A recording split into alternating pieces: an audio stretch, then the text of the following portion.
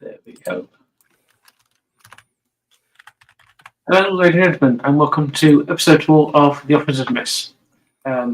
We couldn't do it last week because sort of life gets in the way as it does, but now we are back, and we're going to be reviewing this week episode 4 of Sharpe, which is Sharpe's Enemy.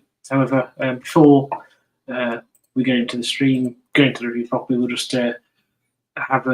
talk for a bit. But before I do that, I will just introduce my two hosts. Fellow hosts. We have, of course, Henry West. Is it Twitch? Yeah. Hello there, ladies and gentlemen. There's a YouTube channel, and he is a Twitch streamer, I should point out, who hasn't been accused of sexual misconduct. But he is regularly a victim of sexual harassment from his audience. So it would seem. Yeah. And I'm also joined by Meta Britain, who runs a YouTube channel covering sort of political analysis of media. And we must at this point, and I think Henry, you might have to take your hat off for this, Meta's X account has been suspended. Oh, what for? Yes, Too spicy. No, did you say one too many ethnic slurs, Meta? It was an N-word, but it wasn't the one you were thinking of. No.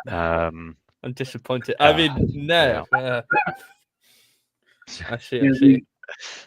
The people at X seem to think that Meta possesses a personal nuclear arsenal and that he would use it. I merely joked I'd nuke somebody. Do they seriously think I have a nuclear bomb? Oh, anyway. I don't. Yeah. As far as we're concerned, anyway. Yeah. I should say that in the description, I put Meta's new X account there, so please go and give it a follow. So we've got 3 people watching so far. So hopefully it picks up a few more as we carry on. So what I'll do is, as with the episode before, I will play a bit of music. So this video is from the very great channel Patriotic Archive, which has a lot of British military and traditional music. So here we go.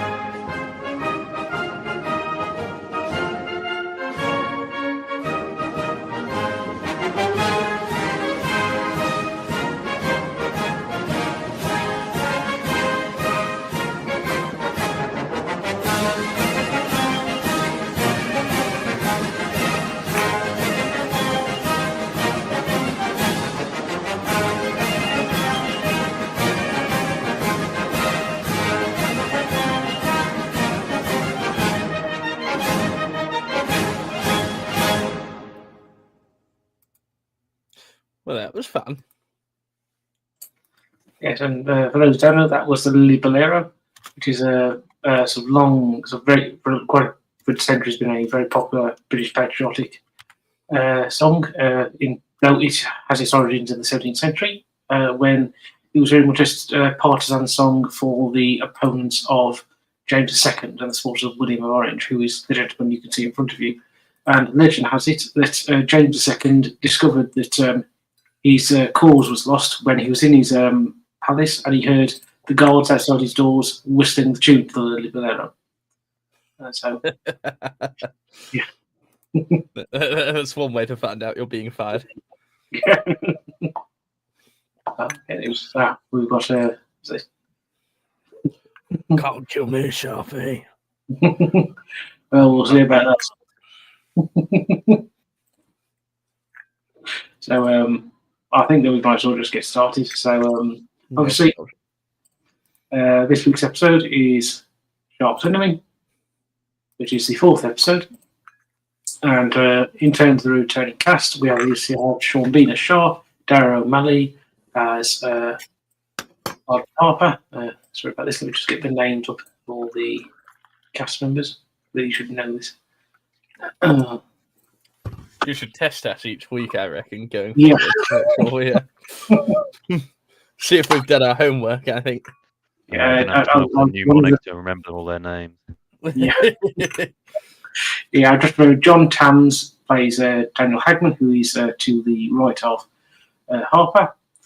We have name now. Oh, come on. We've got Lyndon Davies playing Rifleman Perkins, and then we've got Jason Stalking, who is to the right of Sharpe at the back, playing Rifleman Harris, and finally at the end, Michael Mears playing Rifleman Cooper. A second. Right. And then we have Teresa Moreno Assumpta Asuna returning for her last appearance, sadly. And we have returning for his second appearance of many in the series. Oh yeah, well okay, I mean, it's about. I think this is technically 31 years old, 30 years old. So I just wonder if you can spoil something that old at this point. Just wait till you hear about the end of World War II. You're going to absolutely. Yeah. And so returning is. Did the guys win? Oh, yeah. Oh wow! I see how that is. And returning for the second of many appearances as a Duke Wellington, we have Hugh Fraser, and appearing for his last time in Sharpe, I think, possibly, or I may be incorrect about this, but Michael Byrne as Major Nairn, returning again for a wonderful appearance as the villain, probably one of Sharpe's greatest villains. We have Pete Postlethwaite as Obadiah Hagel, and appearing for the first time of many, we have Diana Perez as Ramona, Harper's wife, who I've got to say, I think is better looking than Teresa Moreno as actress. You take that back right now. You take that back right now. I mean, she's an attractive woman, but to my mind, this is she's a lovable.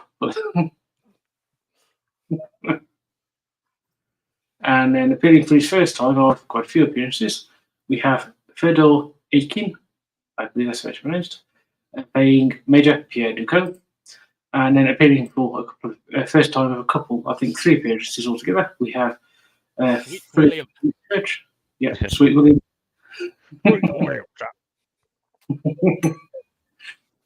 Captain Frederick Williamson, Fredrickson, sorry, of the 60th Rifles.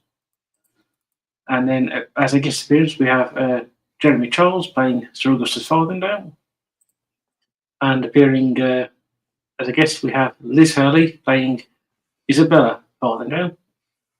And playing Sarah Dubrital, we have Helena Mitchell. Her husband here, Colonel Dubrital, played by, especially his name right. Oh, this is a very French name. Francois Gutierrez. It annoys me as an Englishman how handsome he is as well. And as a straight man as well. That's the worst part of it. And then we have Tony Haygarth playing Otto Fur.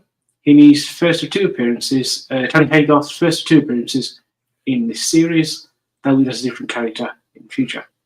Tony Haygarth also appears in the final 2 episodes of Hornblower, which we will be reviewing in the future.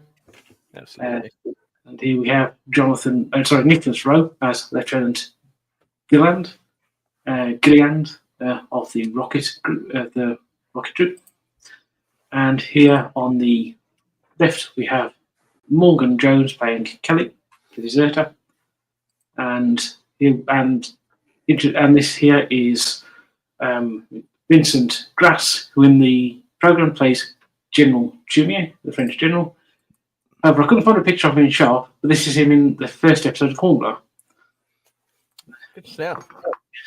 So yeah, that's the full rundown of the cast. So let's just get on to the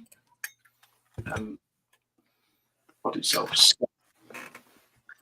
So obviously the episode is Sharpe's enemy. No, I mean, I apologise about the sound outside. Somebody's car alarm. Oh dear. Henry, would you like to do the honours? Oh, by all means. Wellington rests his army prior to resuming his offensive against Napoleon. But in the no man's land between the two armies, the mountains of northern Portugal, other forces are still active. ...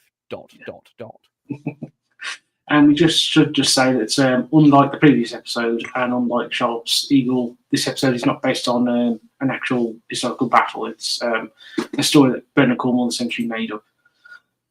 And so, as that story suggests, we're in essentially December 1813, and we see an army marching, a British army marching into or a British force marching into a town. And I've got to say, at this point, this seems a bit of a failure on behalf of the crew, showing Haig's all this early. I don't know about you. Yes. I think perhaps it could have, a bit of tension might have been necessary, but it also does just highlight the stakes in the situation as well. So it immediately dropped us into the action. So there is always that. But yes, it would have been nice to just have a tad more mystery. Yeah. If they'd just shown if you'd seen if you'd seen the camera where the second chap on the horse, and you just saw it from that point of view backwards, would have worked. So they come into this village. As you can see, they've got French prisoners and a lady. People are there, and among the prisoners is this gentleman in French uniform, clearly a prisoner, begging for food. He doesn't think much of this food, and decides to give his review of his awfulness using a garrote. Not one you'd find on Yelp. No. No, one you may well find on TripAdvisor, given what I feel about this. True. And then we get sort of all the men start sacking the village. And as you can see here, that's something which will become important in the future. Not just British uniforms or French uniforms. Here we have Portuguese uniforms. And at which point a couple of British officers grab the church, who are very much, at least the officer who speaks, a fop. Not just because Haig's calls him that, because he clearly sounds like one. He has the survival instinct of a bloody lemming, it must be said. Yes. And Hagel does it in. And at which point, never mind. Anyway, so they bring out this young woman, who is, of course, Isabella. Now, in the book, this is Josephina from Sharpe's Eagle. However, because obviously they introduce Fraser in the first episode of Sharpe's Rifles, and Sharpe doesn't have a relationship with Josephina, it didn't make sense to bring her back. So she, in the TV series here, she is Isabella, and she is. She makes it quite clear to Hagel. Hagel takes a clear liking to her, which is not that surprising, given it is, of course, Liz Hurley, especially a young Liz Hurley. I mean, she's not exactly a bad-looking woman now, but at this point, she was very desirable, shall we say? Yeah, rather. I think she was many people's heart squeeze, it must be said. Yeah. Except for Hugh Grant, who seemed to have other interests at the time. Yeah. Yeah, if you're a Hugh Grant fan, don't look into Hugh Grant's doings on at that point in his life. Good God. Think of Liz Hurley. Yes. And so we learn that her husband is Augustus Swallendale, a senior British officer, a colonel. And she basically is very rich, and so they decide to ransom her. However, Hagel wants to sleep with her, but Potiphar makes the point that they won't get much money for her if she's pregnant with his child. And so Hagel decides to take somebody else. And the point is made here that this lady is also up for ransom. She is the wife of a French officer. I'm not being funny though. Yeah. In the time period it takes place, and granted, I will preface this by saying I'm, overly happy that they didn't go that route.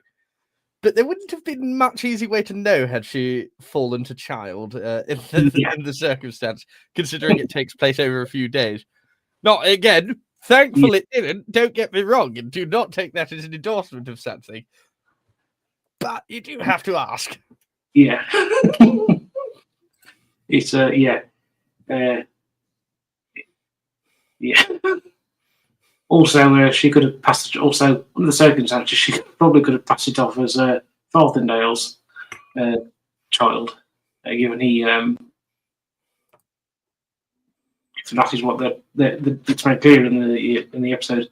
That's what they're attempting to do. So, and so Hazel decides he's going to have the maid instead, which is isn't even fit for him, to be honest. It's certainly not good look for her. And then Hazel makes it clear that this is not a British army. This is an army of people fighting for themselves, all deserters, all fighting on no flag at all. Which becomes an important thing going forward. And then we see the first sight of the British camp with Major Nairn riding it. Now, I've got to say at this point, I don't think they did too well with this, because if this is meant to be, this is showing sort of the budgetary constraints, because that's meant to be the camp of the British Army, and I don't think that would even count quite as the camp of a regiment, let alone army. My thinking is the only way I could justify it in my head, because I had the exact train of thought watching this, of this being a headquarters camp. Obviously, it's clearly not, is it? It's the only justification I could think is if there was such perimeter security and everything around it that this was considered sort of like the the bodyguard retinue, because he wanted a bit of peace and quiet from the main force, but also not historically how that would work, unless, I don't know, I suppose he was prone to migraines or something like that. But it's quite inaccurate on that front, and all it's going to take is one squadron of French dragoons whom have found their way behind enemy lines, and there goes England's chances. Before we go into that, I'll just go through the chat. Yes, we'll be doing Hornblower. That will be in the new year after we finish Sharpe. Hello. Hello. So we get Nairn running into camp, and they do attempt to try and show it as being more of being an actual military camp with some of the different troops here. So you see Redcoats and then some Highlanders you see afterwards, but it doesn't quite work. And then Nairn goes in to see Wellington, and Wellington has a letter from the mutineers, the deserters, demanding gold for Lady Farthingale and Sharpe to deliver it, which Nairn says he hasn't got the devil of a clue what's causing it, which causing Wellington to go ballistic and say, "Well, what use are you?" And they very quite volubly, loud enough for the sentries outside to hear it, and find it somewhat humorous. And then Nairn also at this point brings up Farthingale's importance, and Farthingale is the British envoy to the Portuguese court, which I'm not sure which I think to remember at this point the Portuguese court was in Brazil. Yeah. Yes, we had escorted them. Yeah.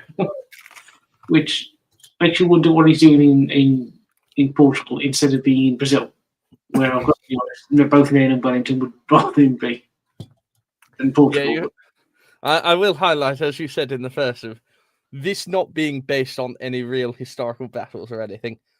It does show in some of the details. It really does show. Not that it makes it unwatchable. I actually think this is one of the more interesting watches. It has to be said. Yeah. But Yeah, certainly.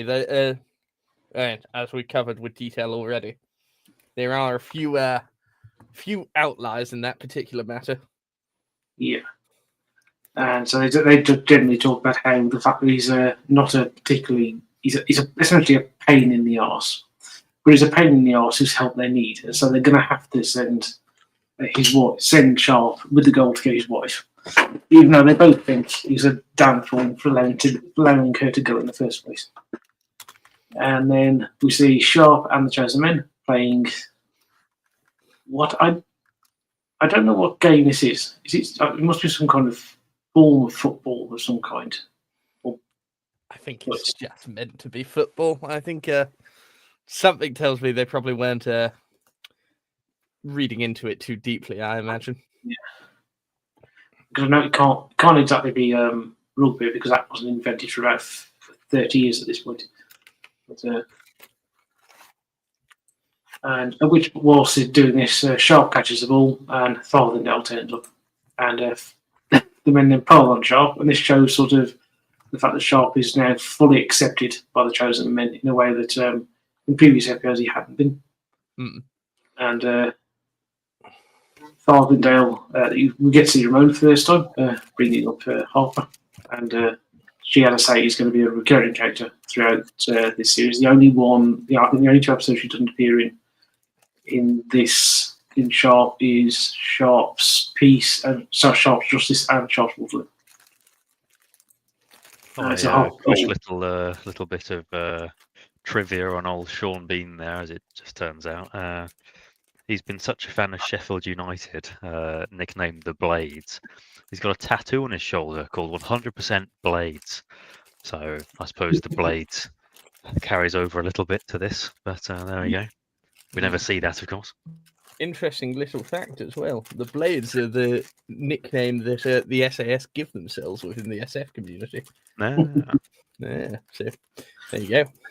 Yeah, actually, I think with Sean Bean, he once got in trouble because he had a shouting match with the chairman of the Blades football team. How very Sean Bean! You bastard! Oh, thank you for that. Thank you, B. You're too kind. Please don't sexually harass us. It's been so tame thus far. I think we're going to get away with a nice, lovely, straightforward stream with little to no sexual harassment. At which point Farthingale appears, and I've got to say, I think Jeremy Charles was enjoying himself at this point, just by the look on his face. Oh, absolutely. In fact, after this, I don't suppose you could send me that picture. I'm going to use it as like a reaction thing in the future. Yeah, I'll find it out for you, yes. Because that's not the face of a man who's going to give some. That might be the face of a man who's going to give somebody a bollocking and is a sadist, enjoys it. But I think that's Jeremy Charles just enjoying the moment and slightly forgetting he's acting. And so he stops the scrum with a pistol shot and calls Harper over and gives him a dressing down that he is not the model soldier he should be. As you will learn, Farthingale has definite views on what shouldn't be the conduct of a soldier in the field. And then Sharpe comes over and defends Harper, and Farthingale says that the chosen men won't be, once he's finished, won't be chosen men, and he will probably not be an officer by the end of it. At which point, however, at this point, Nairn comes in and sages Bacon. And one thing I will say is that throughout this episode, Nairn gets some of the funny lines at Farthingale's expense, and there are various scenes where Nairn is explaining what will happen to Lady Farthingale, and he's clearly enjoying Augustus Farthingale's discomfort. There's also some quite funny bits with Nairn and Wellington saying things, one of which will be coming up quite soon. So Nairn sort of says Charles Bacon and then tells him that that man will make you a major, which Sharpe doesn't quite believe. And then in one of the funny bits with Nairn says, "Swear on my hand, sworn to God," and Sharpe points out that's his left hand, not his right hand. So it sort of means slight lack of trustworthiness. I part of me wants to think that was ad-libbed. I'm sure it was intentional, but part of me wants to think that was ad-libbed because it was just such a funny moment and such a, in period accurate detail. It was just it very much gave me a nice sensible chuckle. And so Sharpe finally sort of discovers this, and then essentially says, "Do what any man does, grovel." But then also points out that before he should figure out falling down for the moment because he needs to get the horses off the rocket troop. And to do a bit of historical trivia, these were a real thing. These were Congreve rockets made by Army officer called William Congreve. Wellington did not like them, in part because Wellington had been on the receiving end of rockets when he was at the siege of Seringapatam in 1799. And he had led an action in a forest where the Mysoreans had loosed off rockets, and it was the only battle that Wellington lost. And as a consequence, he did not have very great fondness for rockets, even though the War Office kept sending them to him and forced them on him at various points, including at Waterloo. It has to be said with the rockets as well. So one thing that I think they do capture is that necessarily their accuracy was not the key here. It was the morale factor that just utterly devastated people. I think the psychological warfare factor of a rocket landing near and explosions, etc., cannot be overstated. Yeah. And we'll see that. Sounds. Yeah, these would have certainly would have been completely alien to anyone on the receiving end, that's for sure. Yeah, absolutely. I'd recommend anybody to read actually Sharpe's Tiger, or there's a good book. Richard Holmes did I think he wrote a biography of Wellington, and he describes the sort of battle of that engagement Wellington took part in outside Seringapatam. And one of the big things that comes away from that is just the sheer chaos that is unleashed when those rockets hit landed on the British troops. So the men are, as you say, it's completely alien to them, and they have no idea what's going on. And sort of any sort of order collapses, and the men sort of run around into chaos and anarchy. And so Sharpe goes off to the rocket troop, and they fire their rockets, which Sharpe isn't particularly doesn't think much of from where he stood. And we meet Lieutenant Gillian for the first time, who is very much a strong advocate for the rocket troop, and he's very resistant for anything to happen to them, especially having their horses taken away. And so Sharpe sort of looks through the results and is not particularly convinced, as you can see. And so he decides that he's going to go and they can fire the rockets again, but he's going to be in the place where they can go safety, which is the barn that they're trying to hit, given they can't hit it. And so Sharpe and Harper go down there. And at this point, Harper makes the point that both Henry and Metro have made at this point, that the rockets might not be very accurate and might not be much going away from you, but they are very alarming when they're coming in your direction. And just as Harper says this, they learn this fact. And at which point Tracer turns up and decides to go and join Sharpe. As you do. When Yes. rockets are flying overhead, because the power of boners will always be She's a real ride or die one. Yes. That's it. Ladies and gentlemen watching, I'm not one for giving dating advice, but find yourself a woman one day who will watch an entire battery of rockets arm up and fire off and still run straight towards you despite you being in the general direction. If that's not love, I don't know what will ever be. Yeah, and that's it. And that's exactly what Henry just said. That's exactly what happened. The rockets fire, she walks through, and you get it's a good shot of her. I think it's also extremely funny. At which point, Hobbs says, hello, Miss Teresa. Goodbye, Miss Teresa. And then Sharpe and Teresa have a love scene, and Sharpe does actually ask about his daughter, Antonia. And there's actually quite a good bit of, in this episode, quite a good bit of continuity with Sharpe's company. Another bit of continuity I will point out later. So some things are not with the Sharpe episode. Sometimes you do get an element of them not seemingly operating in sort of separately from each other as episodes. Whereas with this one and Sharpe's company, there's a definite through line.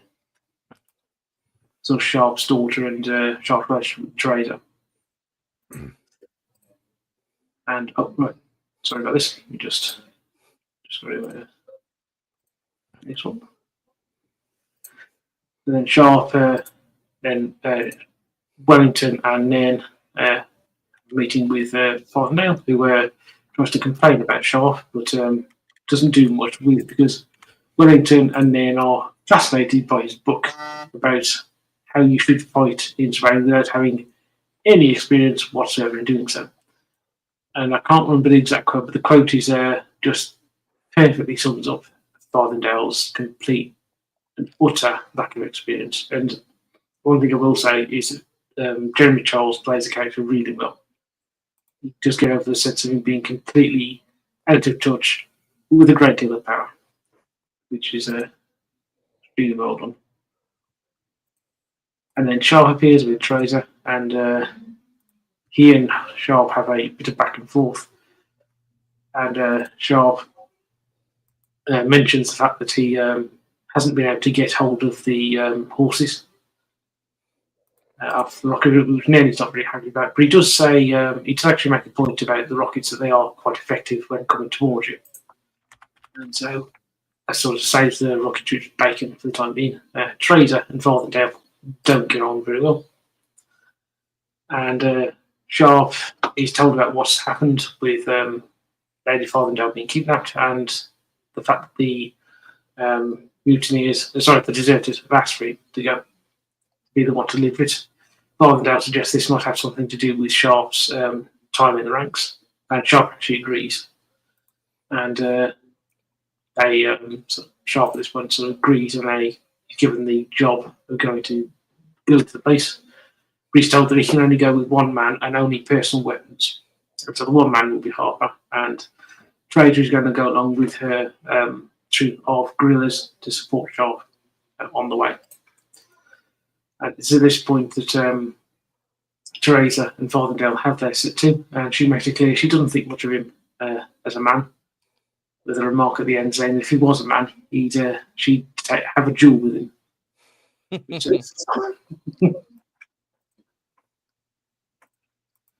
And at this point, sort of Nairn points out some things like the fact that the place where the deserters are is a Drados. It's a sort of gateway of the gods, and it is a sort of way for a possible way for invasion. Something to think about when we come to later on in the episode. And also, this is one of the scenes where Nairn clearly has fun torturing Farthingale about what could possibly happen to his wife. Also, the possibility of things, of what the repercussions could be if things go wrong, and how he could get the blame for things. And so, and it's this point this Teresa makes that remark about the duel, and then we get here some nice scenes of the chosen men relaxing, so more developing sort of their relationships. Particularly the relationship here between, I think, Hagman and Perkins, which becomes quite a significant one throughout the series. It really does start in Sharpe's rifles, but from this point onwards, it becomes a lot more closer and clearer on screen. And also, sort of, Harris's education becomes more prominent because throughout the previous episode, you know Harris is educated, so you know he's former schoolmaster, you know he can speak Spanish. We initially get to see he's actually educated in the fact that he reads quite a lot. And we also see sort of Harper and Ramona racing being sort of established, and the fact that they are actually, Ramona's actually pregnant. They're not married yet. That's something for the next episode. And Sharpe and Fraser, you get more development of Sharpe and Fraser's relationship. And Harper and Sharpe, so talking about having children and being fathers. And we also learn that Farthingale is paying soldiers money to find out any information on Sharpe that they can use to try and get rid of him. Not that he's doing much. Mm.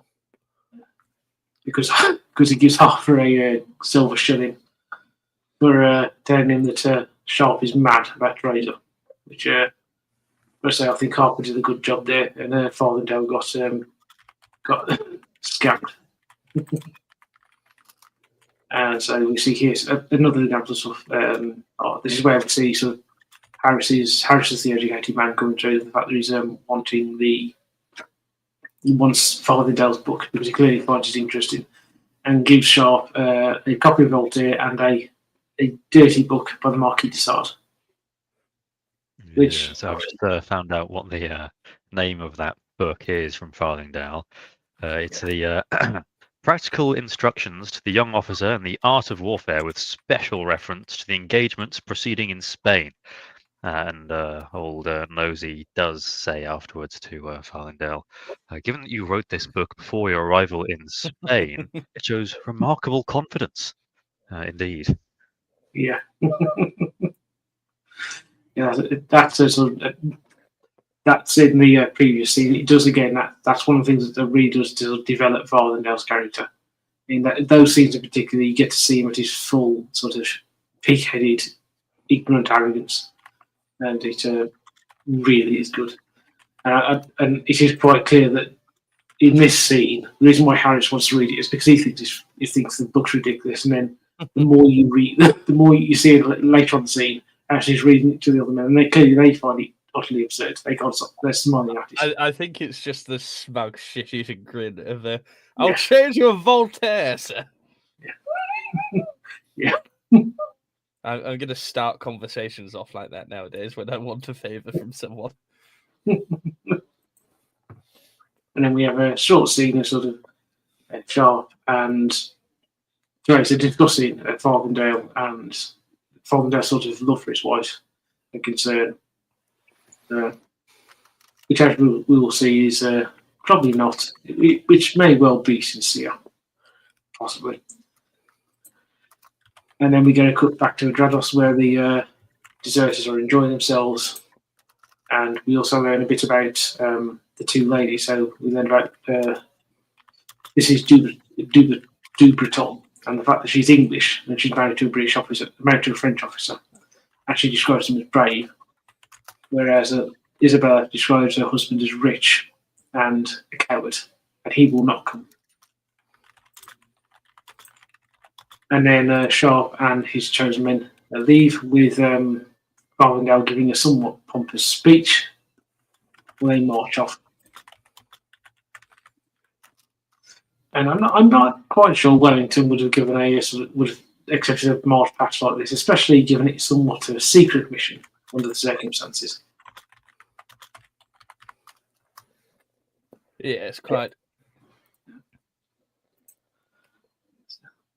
Oh, sorry, Mete, you were going to say something. I can in my head canon it's Farthingale going, oh, I say, we should really have a march past and all, quite the occasion, everything is my wife. Oh yeah. Oh no, no, I can quite believe that. and all actually, Mete, you're right there. Given that Wellington has to is trying to stand his right side, you're absolutely right. I can believe that. No, actually, you say that, yeah. Oh, interesting. Hello, Dini. So, Sharpe and that make their way to Adrados, and back in the briefing scene, the point is made that the place where they've got to stop, and at that point, Sharpe and his second in command, Harper, the second man that Sharpe got with him, in this case, Harper, is identified by a black flag by a stream.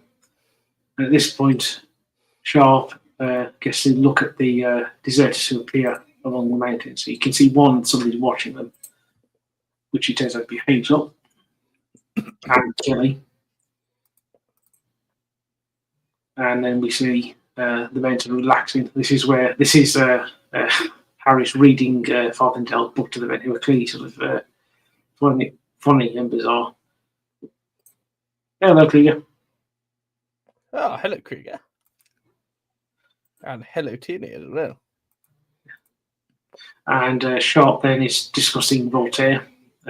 He's talking about God doesn't favour the big battalions, he favours the best shots. Which I don't know which one of Voltaire's books that's from. There wasn't where Voltaire's not a man I associate with military discussions of the military or warfare. Yes. And then Sharpe and Harper got off. And Hagel is still watching Teresa. And then Sharpe and Harper see the men. And it's at this point they notice that they're not just British deserters. There's French, as Sharpe says, there's French, Portuguese, and Spanish deserters among them. And it's at this point Sharpe and Harper both make the point that if this gets back, there's going to be trouble. That discipline will disappear. Yeah, Well, seeing that. Oh, sorry. No, you first, better. Cool. You can see in that slide there, of course, is the old badge of honour on Sharpie's arm from the previous War Hope. Yes, they are. Yeah, I forgot to mention that. Yes, thank you for that, Mel. Yeah, and so that's the other element of sort of continuity from the last episode. So that's nicely done. I don't think there is obviously throughout the series a continuity there, but it's not as sort of clear necessarily as it is in this episode. For example, after this episode, there's not too many references to Antonia, Sharpe's daughter, and so she's almost forgotten about. And so it is nice to see some proper continuity in terms of the story arc in this episode. And so Sharpe and Harper come to the town and witness the devastation that's been done. And then they get inside the. This isn't the convent. The convent is a part of this sort of structure where they're staying, and at which point Agewell brings two women up with Kelly, and they watch Sharpe and Harper come in because there's going to be, from their point of view, some fun. So Sharpe and Harper look around, and at which point we get the first look at Colonel Duberton and his right-hand man, and then we get a fight between Sharpe and Duberton, and then between Harper and Duberton's right-hand man, which has been looked on by mutineers. I do want to ask both of you, do you think the mutineers know their officer is her husband, the French officer, or not? They intentionally... Do the mutineers know that... They bring this up, don't they? That later, that they don't know, or he has to disguise the fact that he's her husband. Yeah. I seem to recall anyway. Yeah. That's the thing. I wasn't quite sure if they don't know it, because I know that in this scene she's trying not to let them know it's her husband, but yes, because there is a scene later. I'll come to this later where I have some confusion there. Yes, I think they understand her to be married to one of the French officers. Just which one is the question? Yeah. That's how I understood it anyway. Yeah. For me, it's just I wonder if it's all the way through or not. It's just, but I'll point out the scene in question that I mean when we get to it, because it's at least I'm slightly confused at that point. But anyway. Thank you, Tierney. Oh, that's very sweet of you. We certainly are. Yeah. And so we get a fight, during which time the four men all fight, and we do get throughout this some good proper sword fighting, which you don't necessarily see in Sharpe quite a lot. You see Sharpe use his sword to kill people, but usually it's just battering somebody with a musket. So a proper fight with another officer is unusual. And throughout this, obviously, the deserters are watching. In particular, let me just get this out of the way. A new slide. That's 1, 2, 3. Obviously, the women are watching, but also Kelly is watching, and he's cheering on Sharpe. And we learn at this point that Kelly actually was with Sharpe, was stood by Sharpe when he got the eagle at Talavera, but doesn't think Sharpe remembers him because Sharpe is an officer, and they don't. And according to Kelly, they don't remember.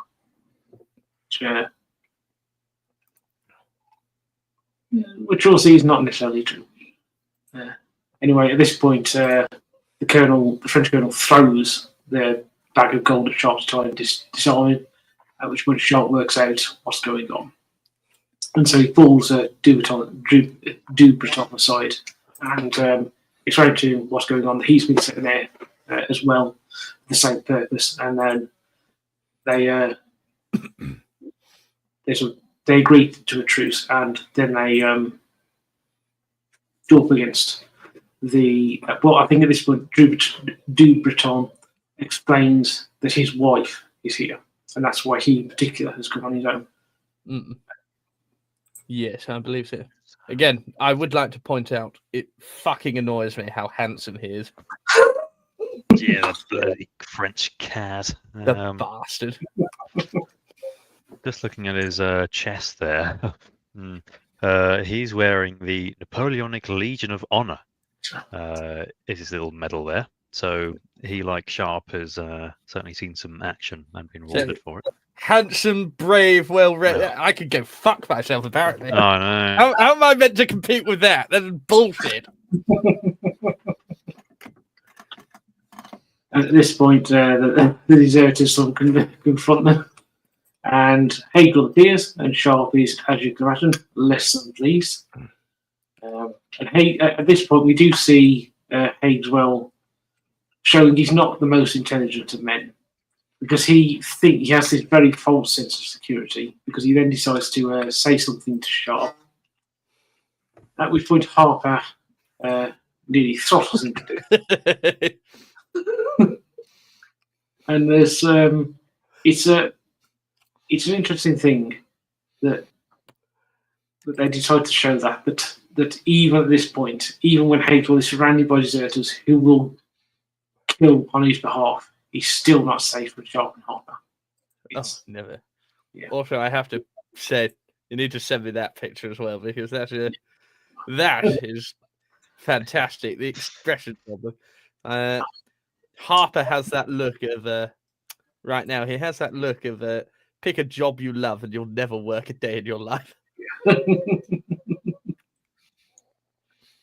And Sharpe then tells Harper to give him. At this point, you've got a Mexican standoff. Well, I'm not sure if it would be called a Mexican standoff at this point, but anyway, you get Hagel gets let go at this point. Because Potiphar is making clear that he's not interested in a bloodbath. And I've got to say, of the two men, Hagel and Potiphar is clearly the more intelligent one. He's as unpleasant, but he's not stupid. He knows exactly what he's doing. Yes, and looking there, I do believe there is another Napoleonic Legion of Honor medal on his chest, as there is Hagel as well. So we're all heroes here. Something tells me Hagel may have not been awarded that one by Napoleon Bonaparte. Just a guess, to be honest with you. And I suspect that might also be true of Potiphar, who I should say in the books actually appears chronologically in a story before this, quite before this, in Charles Havoc, where he's in fact a cook in the French army. It's a very, very small cameo right at the end when the French are in full retreat after Porto. But it's a nice sort of Easter egg if you're a fan of the series and you've read your way through the original ones. So Hagel is let go, and there is I like this particular scene because it shows that Potiphar does not have necessarily the highest opinion of Hagel with the look on his face. There's they're very much allies of convenience. This is not a friendship or a close working relationship of two men who like each other, at least from Potter's side.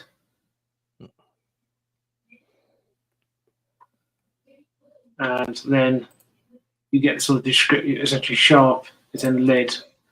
Sharpe hands over the gold vessels to Duberton, and then they are taken through to see the women. At which point, the Colonel and his wife meet, and they obviously don't. At this point, they don't say who they are, what their relationship is. However, she does quote Eloise and Abelard, which is a bit of code for the future.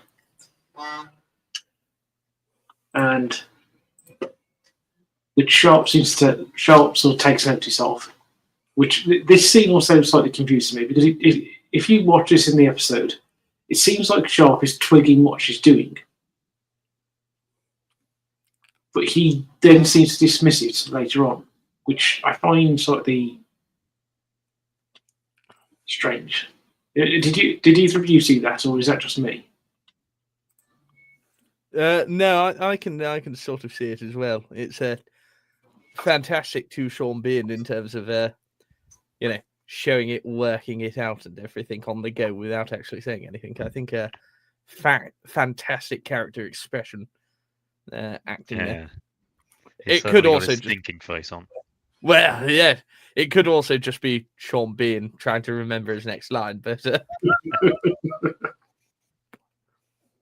And so then we get Hazel gets Liz Hurley brought out, at which point it becomes clear Sharpe knows Liz Hurley, knows Isabella. It should be paid. And I think it's at this point we get. I should say at this point, if you are under the age of 13, look away shortly.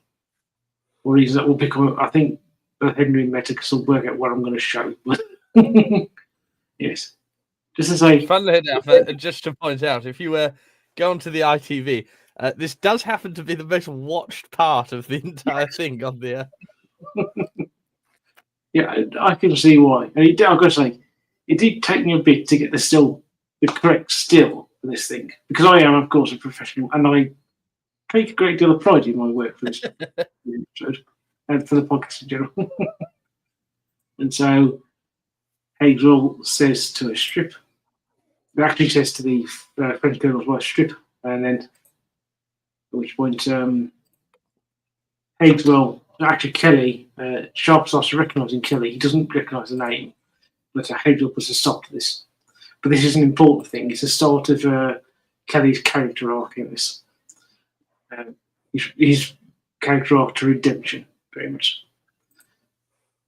And Sharpe sort of recognises. He says, in fact, I think Sharpe at this point says, "I'll have your name. I recognise your face. I'll have your name in a minute," which sort of undermines Kelly's sort of belief that officers don't remember men who serve under them. And then the women. I think it's this point we see. Yes, it is. So if you are under the age of 13, look away now, because Hazel has a strip, and she does, as you can see. So, yeah. Lord Jesus. Yeah. Honestly, it's amazing that this scene manages to go on for 8 hours. I don't know how I managed it.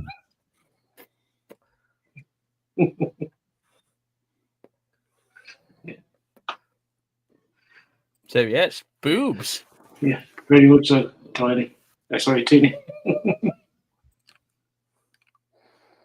And we will Sharpe makes a complimentary remark for reasons that will become apparent shortly. Soon enough. And then does her up. And then on his way out, Sharpe goes and sees the mutineers and tells that initially he tries to speak to them. Butterfair doesn't. So he's on his way out, but he's obviously going to confront the deserters, not mutineers. Sorry. And initially they're not listening. Butterfair sort of ignores them at last, and so Sharpe shoots the pot out of his hand, which is probably more of an offence to Butterfair than if you actually shot him in the stomach. Quite so. Quite so.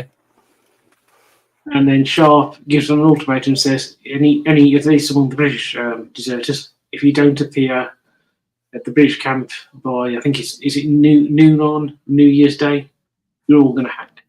That's what it's about the time, something like that.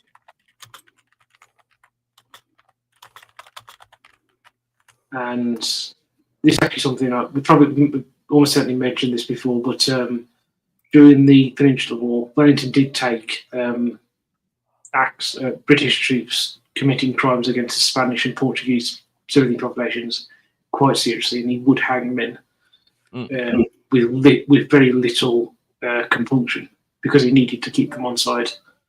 So they did not suffer the fate of the French army. It's a note to say as well, time period as well.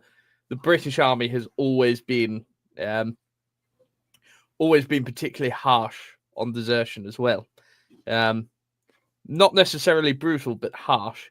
And you can see this all the way up to World War One, because traditionally the British Army in any form has always tended to be on the smaller side and, more of a expeditionary force. Even at the height of the British Army, we've always been a smaller force in comparison. Now, the problem with that is that mutiny and desertion, etc., it affects the army's capability a lot more than it would. We miss all our moving parts a lot more than, say the Russians would, whom, granted, they were more brutal than they were with desertion, but you could probably sneak back into a unit if you really wanted to in the Russian army.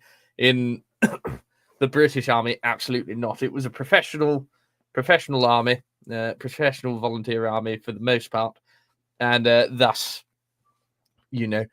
any desertion was, essentially a cardinal sin. It had to be, and you can see it very much reflected in the eyes of Wellington in real life and officers all throughout it. It's how you get and the mentality continues right up to World War One, and then tampers down a little bit in World War Two. One story from World War One, I seem to remember, a private. There was a raid on British lines, etc., and one British chap, started fighting off the Germans, etc., on his own, mind you, held off the guard, etc., and he lodged his rifle in such a way to horizontally block the trench, make it possible to not access it, ran back to tell the rest of the forces whom would continue on and repel the attack, etc. Easily what you'd consider to be a quite a brave act. The gentleman was then put against the firing squad for abandoning his weapon and running away, because the mentality, which rather unfairly dictates, but it was, considered deserting your rifle, deserting your post, and thus promptly dealt with. It's very indicative of how deserters happen to be treated, as they so often did.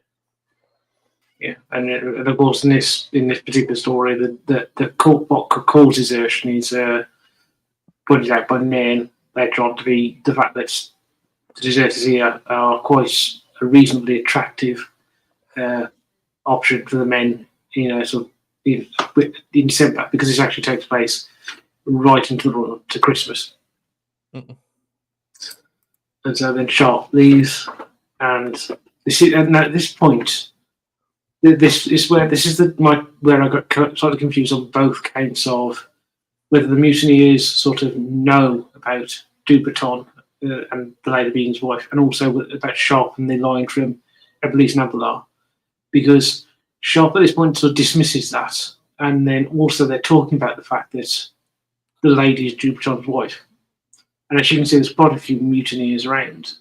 So I'd be surprised. It surprised me that they didn't overhear them talking, especially about the lady being his wife. Yeah, it's possibly a bit of oversight there. There would be so many things. You could have just taken them round the corner to have the discussion privately, but yeah. Hey, you know what? I'm not complaining. No.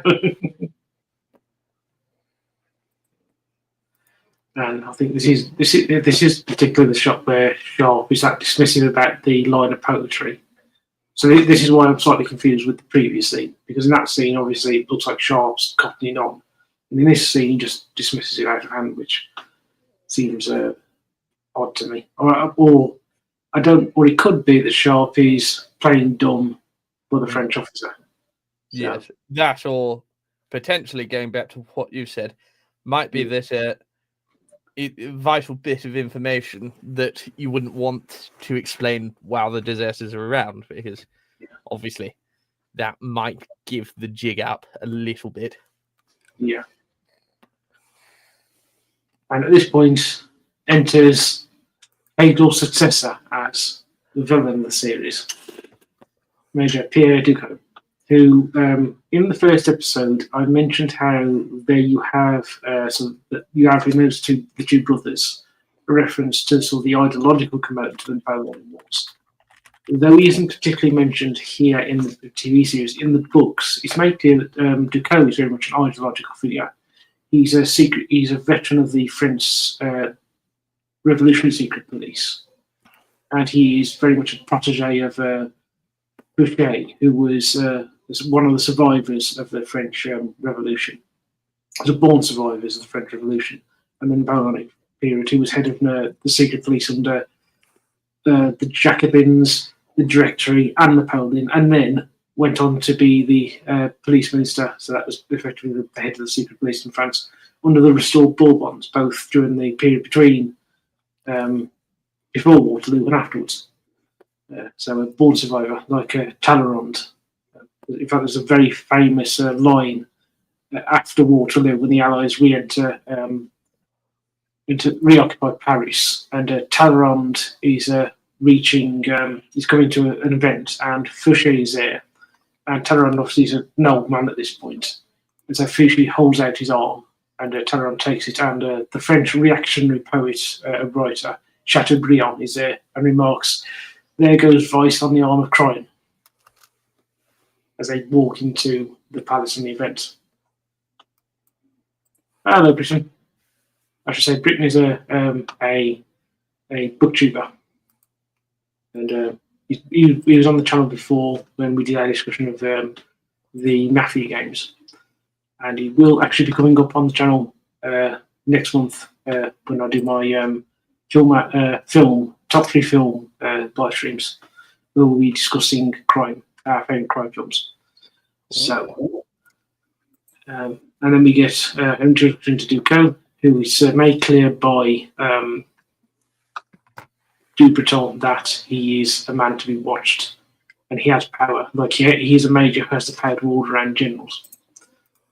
And he also knows who Sharpe's wife is and doesn't particularly like her. For reasons that can be imagined. He is a senior French, effectively French spy master. So, this might be a second. I've got to make sure that 1, 2, 3, 4. Yes, that's it. And so at this point, they have their sort of back and forth. And Sharpe, I think Sharpe is not only sort of dislikes Ducot because of what he mentioned, where he referenced to his wife and what Ducot says he would do to her, but also the fact that Ducot is stopping Duperton from, is essentially saying, "Leave your wife, she's no use." And so Ducot is clearly disliking her. I've got to say, Fedor, I think it's Fedor Akin, he's actually quite a good villain. He's a very effective actor. Yeah, and I think maybe it's just me, but as a slight aside, I guess, he's got a bit of a look of a witch find in general about him, which is perhaps something that is deeper than the English psyche, but maybe it's just a hat. Yes. Certainly reaches into you and does make you think overzealous bad guy, it must be said. Yeah. I've got to say, he does have that air in some ways of like the Gestapo officer in Raiders of the Lost Ark, with the glasses, played by Ronald Lacey. That sort of thing. He does have that same air about him as well. Yeah. And I know what you mean about the hat meta. It does look like the sort of puritanical buckle hat that you would have gotten. Yeah. And Sharpe sort of I think it's at this point they're having a conversation about Teresa, and Sharpe makes it quite clear what he would do if he gets his hands on him. why on earth you as a Frenchman would think leaning into a Yorkshireman would be that good an idea? I couldn't tell you, quite frankly, but it's a good. I think the scene's very good in terms of, pardon me, displaying sort of the power difference. Obviously, the height he has on Sharpe presently, and really highlights that sort of, shall we say, class background of it. I think, but also it's what I like about him as an antagonist as well, because he's he's not quite as potentially as physically capable of Sharpe, but he's very cunning, and I think that's highlighting the differences. He has the authority, he has the station over him, etc. But when it comes back down to it, Sharpe is just going to grab him by the lapels and rag him about like a pit bull let loose in a... Actually, I'm not going to say that one, but you know what I mean. Yeah. Orphanage, so there's also, you can see part of his sort of characterization comes through the costume there, where he's got his little pistol in his at the top of his boot, rather than somewhere more visible. I imagine that's probably one of many small caliber pistols he's got tucked around the place on his body. That's a good point, actually. I didn't even consider that. Yeah, knowing he's ready for action, ready to change it should it be, and highly prepared and highly, that's a good spot there. I wouldn't have done it. That's probably why I would have been shot and killed immediately. And also there is that sort of mirror, that parallel with Nain in the fact that there are neither of them in certain scenes. Duco never wears a uniform, and Nain is quite often out of uniform. So the fact that they're both senior intelligence officers, and he says they're sort of, as Nain says, they're in the same business.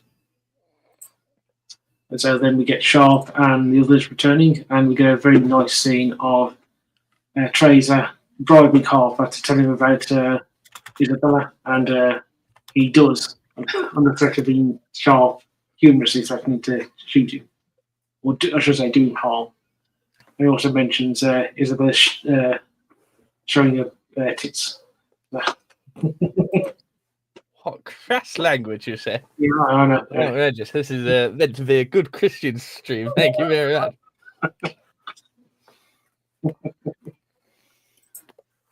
And then they return back to the camp, and so they just discuss the situation with Nain, and then they go on to, and then at which point, as they're doing after that, after they've explained what's going on, Sharpe notices the rocket troop on their horses walking by. He says they look lancers, and Sharpe says no, but Sharpe says but it looked like it's important for later on in the episode.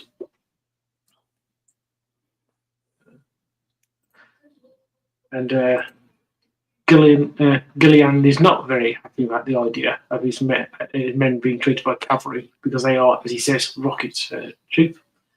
And he decides at this point to try and prove to Sharpe that his rockets are good by firing off a new one. Sharpe is not happy, but it's too late. And it fires, lands on the ground, and it explodes. And you get the nice line, because Gillian says, "I take it then you've got nothing for us. You've got to be able to find something for us to do." And Sharpe just looks at him and says, "Oh, I'll find something for you to do." And then Sharpe explains the situation in Wellington's tent to Farthingale, who is understandably displeased, though he's going out his way to blame Sharpe for it. And then we get a very nice scene where Nain explains the situation, the fact that given that Duco's there, the French are likely to are going to use the excuse of defeating the the deserters to take control of Adrastus and use that to invade Portugal. And also brings up the fact that about the sort of the attractiveness of Adrastus for men to flee, men to desert the British Army. And sort of Farthingale then sort of dismisses this. At which point we get a very good speech from Wellington. I will just go a second because I'll get it up and I will read this out because it's extremely good. So let me just get the quote here. This is a quote that you brought up not too long ago. Well, I think it was you. Just get it up. It's easier. That's the cat decided to be focused somewhere. Looks at that. Let's just find it. Oh, where is it? I do take your pardon for a moment. I just need to be absent. I won't be a moment. I'll just be a second. An important call is coming. I won't be a moment. That's all right. Just bear with me a second. I'm just trying to find my phone to see where you knocked it. I say, it's just us, dear viewer. Yes. Enjoy this moment. Have you done A bit of peace and quiet. Oh, okay. I'll forget it. I'll get something to call it later. Yeah. No, actually, I've just found that quote. It goes, and Wellington says, Mark me close, Colonel. What do you think the supreme virtue? What do you think the supreme virtue, sir? To the Frenchman and his recent revolution, it is liberty. To the Whig puffing in Parliament, it is license to do anything, provided you do not disturb his pleasure. But to the common soldier, it is anarchy, to do whatever he wants and be damned to his fellow. But to me and Bonaparte, the supreme virtue is order. We are not Greeks. We know a man may love his neighbour over a Monday and massacre him over a Tuesday, unless society keeps him in order. These deserters, if not secured and shot, will destroy my army more surely than Bonaparte, and I'll thank you not to forget it. And that really does give you some. That's very much that's a Wellingtonian view of the world, and it is also the accurate one for the period. Yes, indeed. They're genuinely politically accurate to a man such himself from England at the time. Something I've studied is Jeremy Bentham, the utilitarianist philosopher, you could say, political theorist, and so on, had put out a pamphlet around, much later, but describes a lot of the sort of English aristocracy's thoughts around the French Revolution and all that. The pamphlet being named Anarchical Fallacies, being an examination of the declarations of rights issued during the French Revolution by Jeremy Bentham, and essentially echoes exactly what is said there, where anarchy is the outcome of all that is French and all that is unorganized. Indeed, him being entirely correct there. Very interesting little by the side there. Yeah, and I think that's that's the pamphlet in which Bentham has the remark about natural rights as being nonsense upon stilts, which I've always liked. And so Wellington gives this speech, and then sort of goes over the situation, and also at this point points out two things to Farthingale. One, his wife is not going to survive this if they don't let Sharpe wants to go, so he's given a plan, but Farthingale is very unhappy about this, and then makes one if Sharpe doesn't go, his wife's not coming back, and if Sharpe doesn't go, Farthingale is going to find himself in a great deal of trouble, because people in London are going to start blaming him as well as Wellington for this, because he left his wife and got north. And then Sharpe brings up the note, which Nairn mentions the fact that it's a quote from Eloise Lamplard, but also he adds the important word which is not included in the quote that the French colonel's wife mentioned, which is the convent. And the convent solitary gloom. And that tells Sharpe and Nairn that the convent, which is a part of that complex that the men are, that the deserters are occupying, is where they're being held. And so this gives Sharpe his plan, that he's going to take his chosen men, along with a crack company with him, to secure his chosen men are going to go in and get ladies, and then on Christmas Eve, beginning Christmas Day, they're going to go in, secure the ladies, and then at dawn they're going to launch an attack and defeat the deserters. And then Sir Augustus Fardendale will appear with the regimental support. However, Fardendale points out that Sharpe is only a captain, and he cannot lead the detachment. The major must do that. At which point, Wellington asks Fardendale if he would respect the command any major is appointed. At which point, Wellington brings out a letter from the Prince Regent, who is something of a fan of Sharpe and has promoted Sharpe to the rank of major. And there is a very funny line here from Fardendale, and I just want to quote it. He says, "Well, of course, it's not up to me to question the judgment of the Prince Regent. All I do want to know is that the major here, who is in charge of a complex combined operation, cannot ride to the purchase of watch and hands him a watch." This is about his. Now, I just want to say something there. That bit about, well, of course, it's not up to me to question the judgment of the Prince Regent. In 1813, if that was true, Sir Augustus Fardendale was the only person in England or among the British aristocracy who was not questioning Prinny's judgment. Indeed, yes. You can see a little bit of an echo on that.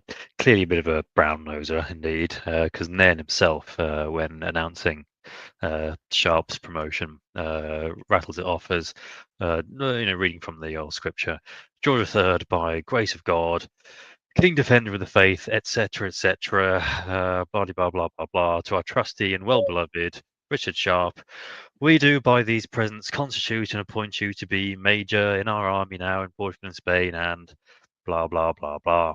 So, yes. Yeah. Yes, a nice bit of sort of character work, but also sort of shows, if you know the period, it suggests something about Fardendale. And so, of course, this is the scene where Nairn reads out what Metta's just quoted. And so Sharpe gets a job and gets the watch and then leaves. And so the men get all the men together. Teresa is not going to go with them. She's going to be going with Nairn to scout north, I think it is, or west, to just look for the French when they arrive. And so we have Sharpe's final farewell to his wife. Finally, more words one.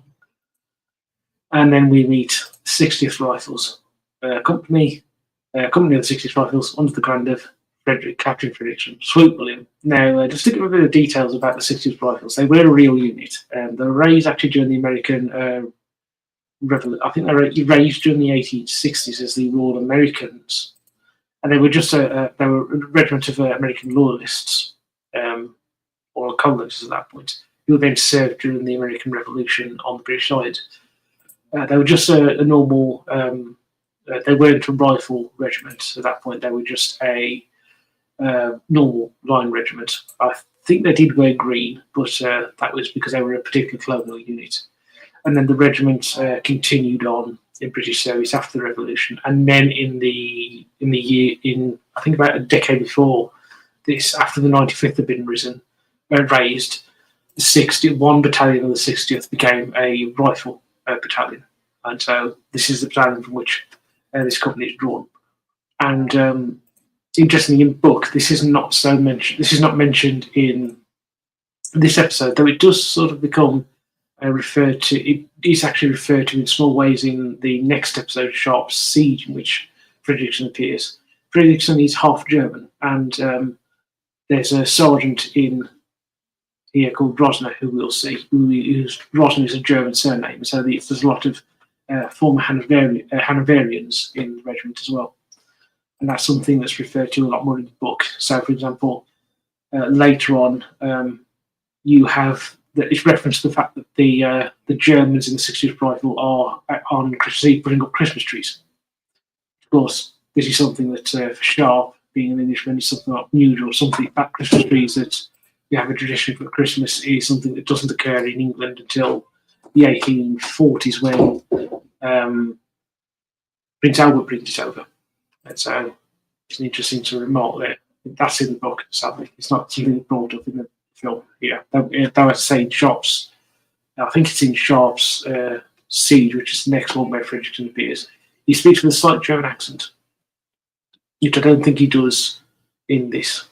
I'm not sure if he seems to just speak with a normal English accent in this letter. Indeed. And so Sharpe says goodbye to Fraser, and then you have a nice scene of Harper and the Chosen Men all sort of suggesting things about Sharpe, trying to make him seem like an ogre, which of course Perkins overdoes it slightly. Fredrickson isn't particularly bothered by this, he can tell exactly what's going on, but the men of the 60th are somewhat taking it to heart, as you can see here. Oh, right, let me just change over. Yeah, so what is it? He says, I heard Mr. Sharpe shot an officer just for having dust on his buttons. And then, of course, the whole crew of the Chosen Men sort of look around as well. Look at you. Yeah. Really fried. Yeah, this is that exact moment when I'm looking and thinking, what are you doing? And we, of course, get the remark, I think it's from can't remember if it's Harper or Hagman, about the fact that what makes a good soldier is 3 shots a minute. Being able to fire 3 shots a minute any weather. Which the chap on the left-hand side here, and this is my left-hand side, he might be your right-hand side pushing it, but he is Sergeant Rosner. He's taking notice of this. And also we see next to him Taylor, who will come in a minute. At this point, Sharpe interacts with Fredrickson and then goes along with the ranks of the men, speaks to Rosner, and Rosner repeats the line about 3 rounds a minute any weather. And then Fredrickson asks Fredrickson, what about who's your best shot? And that's Taylor. Oh, also, Rosner's smiling, and Sharpe wants to know why he's smiling. And then we come up to Fredrickson, and Fredrickson points out, I'm not smiling, this is thanks to a bullet. And a not particularly good surgeon. And it's also true with his hair, which is horsehair. one of the things that you I think does come up, which does actually come up in Sharpe's Siege, the episode, but is more clear in the book of Sharpe's Enemy than it is in the episode here. It's the fact that Fredrickson collects teeth because he has false ones, and so he's collecting teeth from dead people.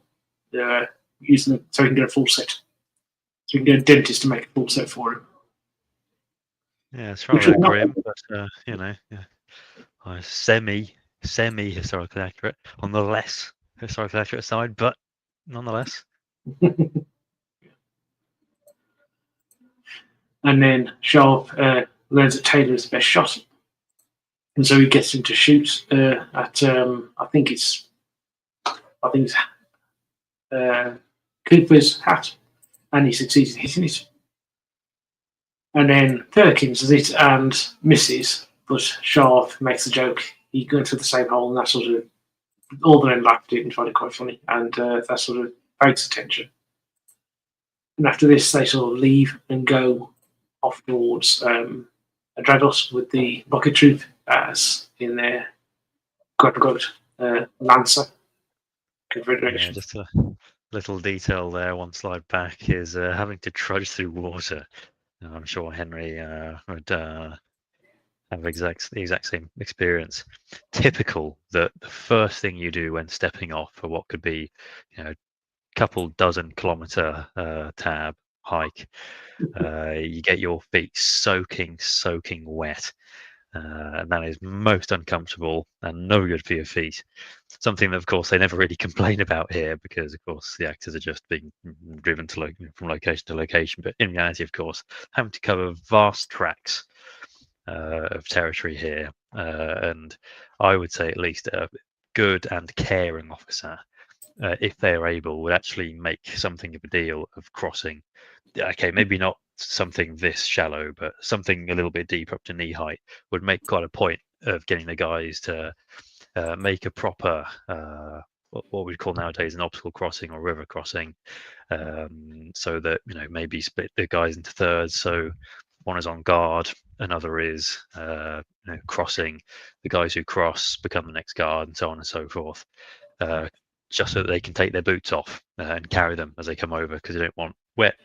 First thing which would be bad would be wet rifles and muskets, and second thing to be really bad is the wet boots and socks. Your feet can dry off, but yeah, most uncomfortable would this be if you were having to actually trudge around with wet feet all the time through the mountains. Ugh. Yeah, and of course, this is set in Portugal. This is Portugal in December, and that's not a warm climate, even though the sun's out. It's an advantage of the cold as well. Or added disadvantage of the cold, I should say. And so they then are setting up, they're getting ready, and Perkins has drawn the short straw of dressing up as a woman as a part of the decoy to get in. And he's not happy about this. I should point out this is Ramona's dress, something which will become important later on with a remark Harpe says.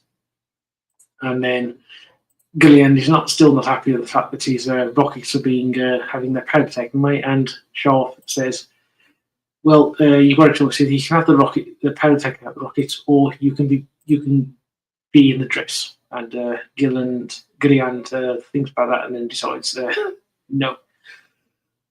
And then we get a nice scene of sort of debauchery mayhem going on with the deserters, and clearly, as Sharpe mentioned in the scene earlier, that's the briefing scene, they're all going to get drunk and be out of their minds by the time dawn arrives, which adds the measure of surprise that Sharpe will have on the deserters.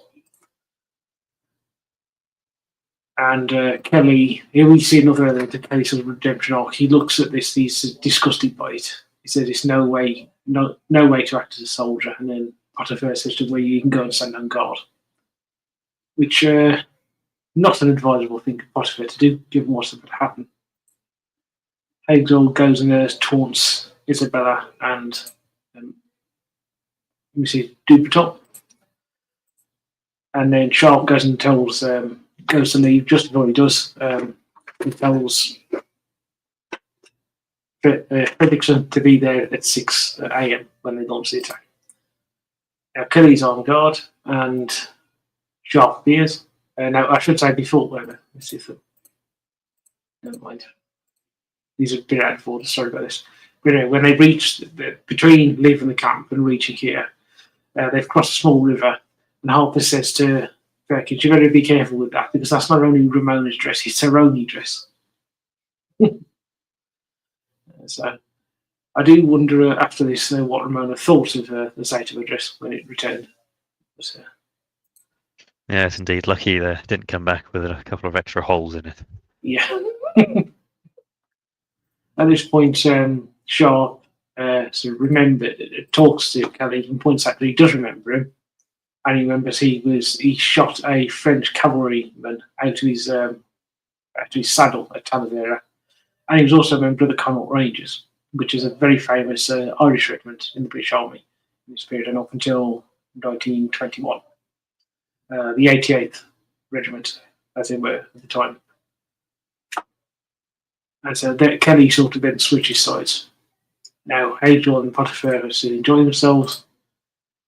Sharpe and his men make their way around. They deal with a guard that they threaten to kill to make sure he stays there so that nobody thinks otherwise. Then Sharpe goes to wake up Isabella. She gives him a good scratch, thinking he's one of the deserters, but then apologises. And then we get Sharpe, who, let's be honest, does not behave well here, even though it is Liz Hurley. he is unfaithful to Tracer, and it's yeah. Yes, indeed. Wouldn't necessarily say no, but he is meant to be a married man with a wife and child. So that's very naughty behaviour indeed. Oh dear. We never would do this, would we, Henry? Never. No, Never would we ever. Absolutely not. Couldn't be there. And it's at this point we learn. I think it's at this point we do actually properly learn why how Sharpe knows that she was before she met Carbondale. She was a prostitute in Lisbon, and Sharpe was one of her clients. And then she ended up marrying Carbondale because the man she was with at the time passed her off as his mistress instead of a whore, and then Carbondale marries her, and Carbondale does not know this, which becomes important for something later. And so Sharpe does the deed, which I can say for all three of us, we do not endorse any shape, or form. Absolutely not. Adultery is a sin. Yes. And we can't have it. No, it's even more simple when it's with the sin.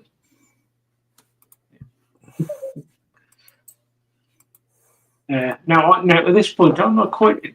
Is this meant to be the previous day? Because obviously it's dark when Sharpe and that. It's the early hours of the morning when Sharpe and his men go into the place where the deserters stay. So I didn't wonder if these scenes are meant to be set the previous day when they're looking over, previous night or evening when they're looking over the French camp, where you have Nain and Tracer looking at the French camp. I'm not quite sure of the sort of chronology. It seems a bit out of place. So we do see the French camp, which you should wonder, it's a detachment. But even then, that doesn't seem like big enough for a detachment, to be honest. It seems a bit too small. Shout out to what are obviously car tracks, and in the top right, potentially a power line or telegraph pole. Very cool.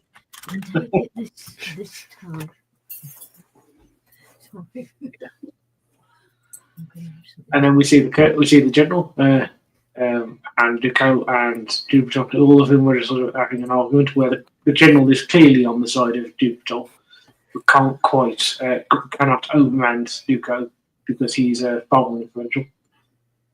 However, the colonel does say that give the colonel some leeway and says you can go and try and save your wife.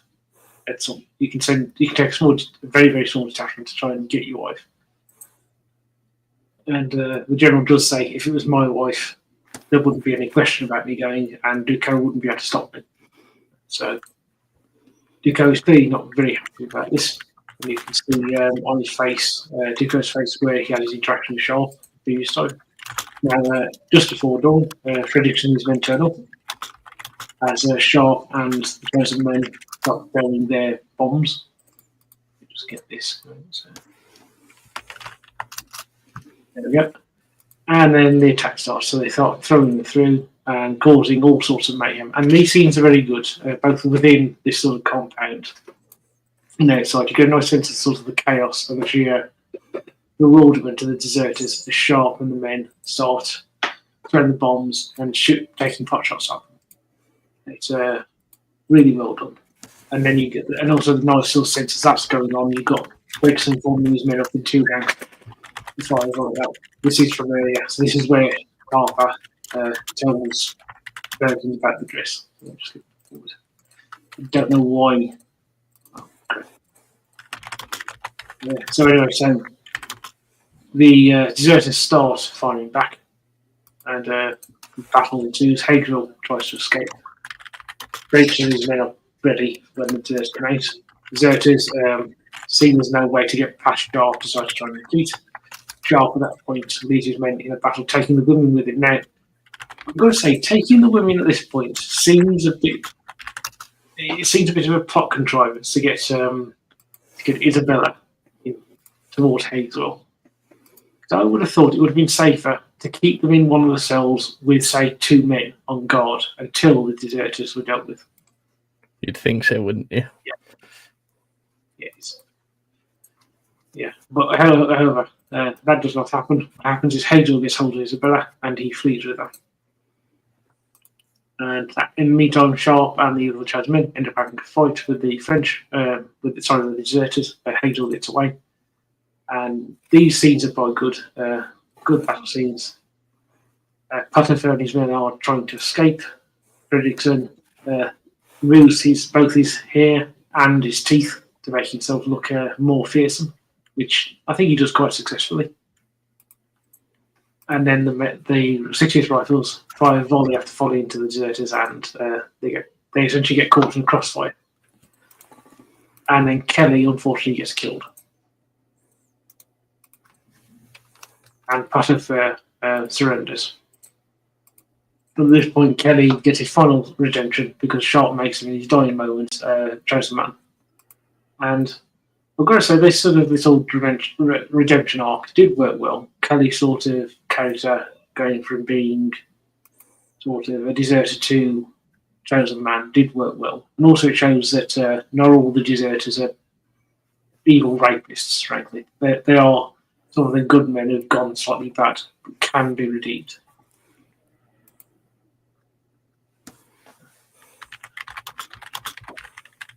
And now outside of Drados, Hazel comes up against Theresa, who threatens to kill Isabella if Theresa does not let him pass. Theresa decides after Isabella, despite Isabella telling her to shoot him, decides not to shoot Hazel. At which point Hazel shoots her, and this sets up. Hazel then tries to have his way with this Hurley, only to find himself facing Dupeton, who is in no mood to play games, and so Hazel concedes this and surrenders to him, makes him promise not to hand him over to Sharpe. And so Isabella goes over and comforts Theresa, and back in the Drados, the mutineers are all under guard. Do beg your pardon, sorry. Right, all right. No, that's the one I've done.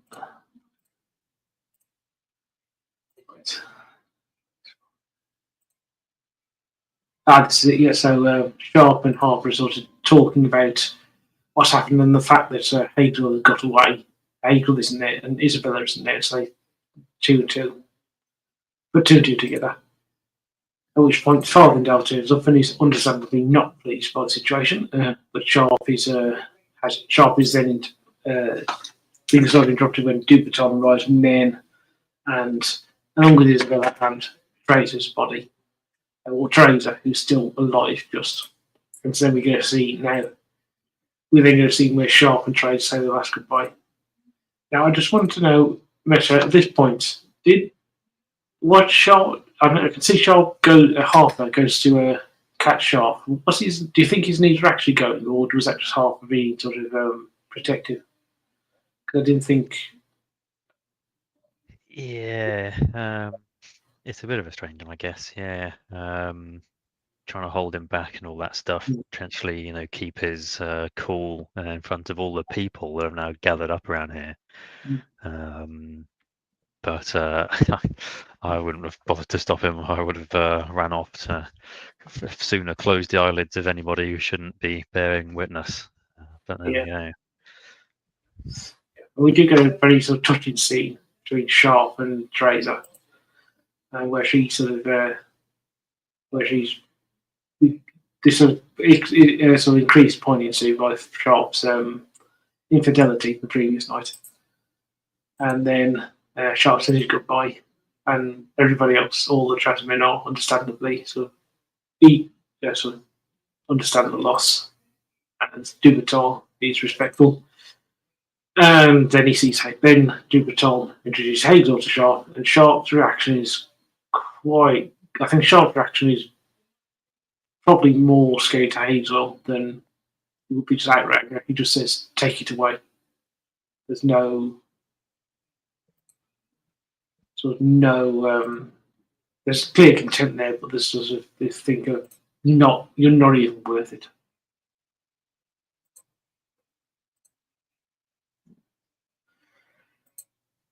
And then Duberton and his wife get reunited, and Sharpe is grieving. At which point, at this point, almost everybody, including Farthingale, sort of kept their mouth shut. Ducaux arrives and can't keep his mouth shut, and then receives and tells Sharpe to leave and surrender the town because the French are going to occupy it, and also makes another crack about Sharpe's wife. And Sharpe makes his contempt known by taking Ducaux's glasses and stamps on them. Clever that Ducaux got off of his horse as well, for likely he would have been pulled off it and had a first fall. And at this point, Sharpe says there will be no surrender, and Sharpe also mentions the fact that they have both cavalry and artillery, which Ducaux does not believe, but importantly, Colonel Duberton's wife does, and I think Colonel Duberton might do.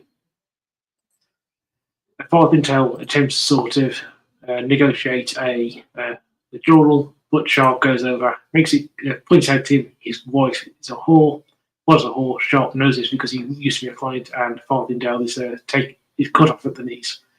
He just says sort of plaintive thing of "I do love her," which Sharpe sort of poo-poos this. Which I'm going to say, I think he probably does love her. I think Sharpe's being a bit harsh. Yes, indeed. Yeah, obviously, rather a heightened emotion in that moment, so he's not going to be steady. But it certainly, puts him in his place. That's for sure. Yeah. So yeah, this is sort of the last we see of. This is the last shot we see of Farthingale in the entire episode. And then Sharpe turned around and says and then quotes Voltaire. And Duberton says, you said you didn't speak French. And Sharpe says, I lied. My wife taught me. And then Sharpe gives one last go at Ducaux, and the French leave. And then the rocket troop enter. In their sort of dress-ups, there's an artilleryman, Sharpe, and then various Tracer with full military honours, which she says she's actually an officer. And the point is actually made later on that the reason why Sharpe is buried there is to say that he's not leaving. You're going to have to kill him to get him to leave the place. And then Sharpe looks down at the French camp and sort of the final sort of battle begins. And the French at this point are sort of discussing what's going on, and Ducaux makes it clear that he does not believe that Sharpe has artillery or cavalry. But the general, because of Colonel Duberton's wife, and also Duberton mentioning the fact that Sharpe did say that, is a bit less certain. And so he does something very advisable, which is he says, I will attack, but I want it in writing that from you that Sharpe does not have cavalry or artillery. Oh, look. The same medal as everybody else as well. Dear me. All the French characters all have the same medal, even Hakes. Well, bloody hell. Surprised Sharpe's not got one at this point. Yeah.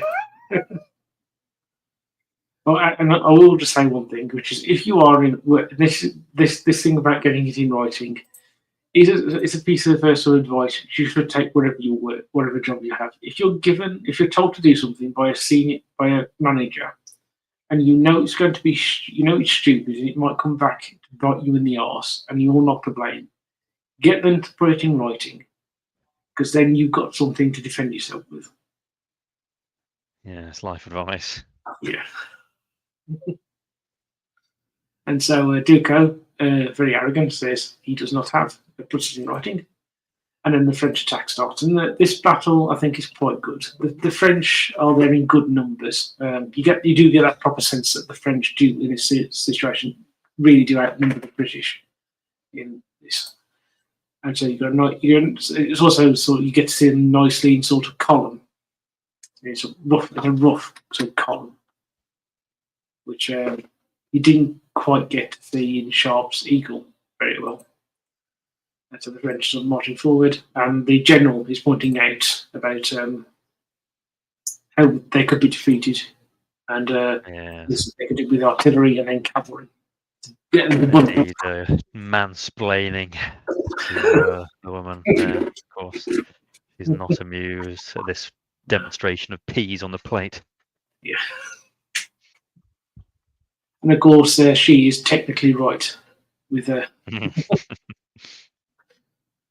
And then Drupaton sees the cavalry, and the general takes a look, and we'll just get the next post up. Right. I think this is the last one. Yes, it is. And sees the rocket troop dressed up as lancers, which sort of forces the French to bunch up. And the P's have been shown here quite good. And then, of course, as soon as they bunch up, the 60th Rifles start firing at them, which takes them down. And also, we do get a nice situation, where we get to see the chosen men doing what they actually would have done in battle, which is forward to the main position and taking sniping at the men advancing, which we've only seen before in Sharpe's Eagle in the Battle of when they did the Talavera scene. Yeah, finally doing their bread and butter. Yeah. And so they're taking pot shots at the men, and the French are understandably not pleased by this. I think she's slightly happy that she's been proven right. And then Sharpe gives the order to the rocket troop. And the rockets, whilst the 60th are firing another volley, go off, and they cause absolute havoc. And this, as we mentioned before, this is sort of the real effect of those rockets. It's causing anarchy and chaos and breaking them rather than men. It's not so much killing them, it's just causing them to cut and run, which it does quite effectively. And so the men do. And that's the end of the battle. And as you can see, the general is looking at Ducos saying, I got you now. And you're going to take rap for this because I've got it in writing. And sort of Sharpe sort of thanks Fredrickson and Gilliand, who is come good, and his rockets have come good. I've got to say that battle scene worked really well, I think. Yeah, always seem to get rewarded with a nice battle scene, at least once an episode. A really good one, open fighting and all the rest of it. And indeed, here we can see the makeup's done their job well as well, because after all of that, they've actually got soot and smoke on their face, which they would have in droves. Yeah. So that the one thing you get from black powder, that's in this period and later on, black powder means you get powder stains everywhere. And then Sharpe goes and visits Tracer's grave once more. And then we see Hazel being shot by firing squad to the deserter. And we see Hazel being defiant to the end, spitting in the face of the man who's trying to bring I do heavily apologise, Mr. Hook. I am going to have to depart early because it's been decided that decades are about to happen in hours. So okay. I do apologise about this. Worst timing it could have been, I think. That's quite. But my deepest apologies. I'll make sure that I'm fully sorted for next week because my deepest apologies. And I do pray you enjoy the rest of it. Oh, thank you. Yeah, it's all the best, yeah. Thank you very much. Cheerio, and I'll make sure to follow you on your new account, Meta. Thank you. Cheerio, Godspeed. Ciao. Yeah. And so at this point, Haguesville is then shot by firing squad. And then he's talking sort of disbelieving that he's dying. You can't kill me. At which point the officer in charge proves that wrong. Yeah, finally. I was never sure whether or not this was what this was, but that red patch of cloth, is that an aiming point, I wonder? Or is that Yeah. just I do wonder. I presume that's what that's meant to be. But yeah, of course, Hazewell's multi-episode run of villainy and all the weirdness that he's been spouting, the whole "you can't kill me, Sharpe," finally put to an end. Although we don't actually see the very moment itself as the shot happens off camera. So in the headcanon, of course, he's actually still alive. Yeah. Maybe as a zombie or something. But yeah. And actually, on this particular bit, whenever I've seen these scenes done before, it's always a pistol to the head, not to the heart. Which I'm not sure if that's. I honestly don't know if that's period accurate or not. No. But if I would say if it is period accurate, it's an interesting change. Of course, this was the century. Because, as I say, in the scenes I've seen before, and in the accounts I've read before of these, mainly in the 20th century, particularly in the Second World War, I know with the British Army firing squads, the officer would be a headshot to make sure they were dead, not a shot through the heart.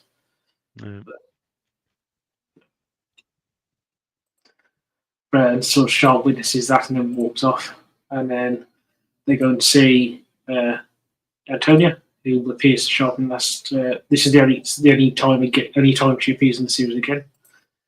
And I don't quite know if that is the maid who was crying in Sharpe's company. Well, the one who Tracer says pull yourself together, but yeah, different one. I think it was an older one, wasn't it?